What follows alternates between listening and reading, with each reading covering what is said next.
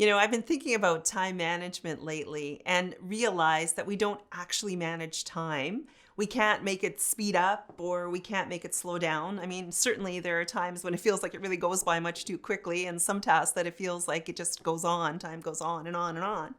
However, what we do control is our focus and where we choose to put our focus and what our priorities are. And so one of the things that's been really helpful for me is to identify at the start of every day what I call an anchor task.